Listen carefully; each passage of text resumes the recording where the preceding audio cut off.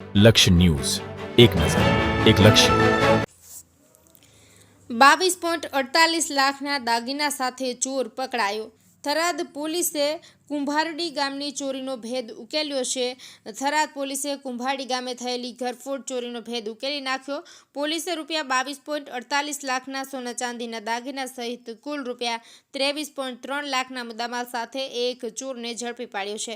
Tharad police સ્ટેશનનો staff મિલકત સંબંધિત ગુના અટકાવવા થરાદ ટાઉન વિસ્તારમાં પેટ્રોલિંગ કરી રહ્યો હતો. તે દરમિયાન તેમને ખાનગી રાહે મળેલી બાતમીના આધારે મોટરસાયકલ પર એક શંકાસ્પદ ઈસમ સોના ચાંદીના દાગીના વેચવા બજારમાં ફરી રહ્યો છે.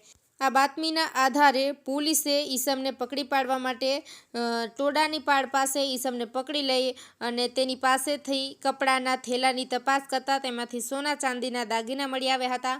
દાગીનાના બિલ માંગતા તેણે ગલ્લા તલ્લા કર્યા હતા. વિશ્વાસમાં લઈ પૂછપરછ કરતા તેણે કબૂલ્યું કે આ દાગીના તેણે કુંભારડી ગામે તેના મામા રાણાભાઈ જગમાલભાઈ રબારીના ઘરેથી ગત તારીખ 17/11/2025ની રાત્રે ચોર્યા હતા અને તે વેચવા માટે થરાદ બજારમાં આવ્યો હતો. પોલીસે પંચ સાથે નજીકની જ્વેલર્સની દુકાને લઈ જઈ દાગીનાનું વજન અને કિંમત નક્કી કરાવી હતી. આ દાગીનાની કિંમત રૂપિયા 22.48 લાખ આંકવામાં આવી હતી.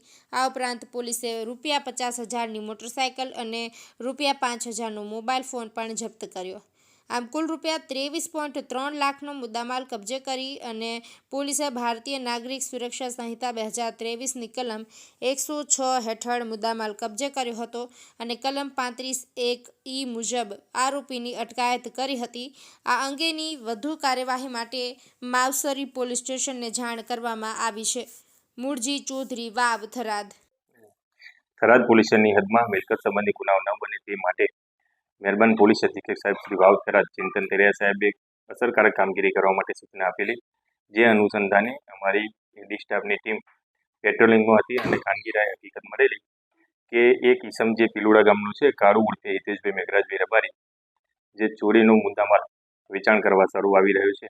તે અનુસંધાને પંચો સાથે એની ધરપકડ કરતા તેની પાસેથી અલગ અલગ સોના ચાંદીના 24 નમૂના કિંમત રૂપિયા 22,48,000નો મુદ્દામાલ મળી આવેલો. જેની પૂછપરછ કરતા તેને કુંભારડી ગામેથી 17 તારીખના રાત્રે ઘરફોડ ચોરી કરેલ હોવાનું માલુમ પડેલું છે. જેથી સદરુ મુદ્દામાલ કબજે કરી તેને ધોરણસર અટક કરી માવસરી પોલીસ સ્ટેશન ખાતે જાણ કરી આગળની કાર્યવાહી કરવા માટે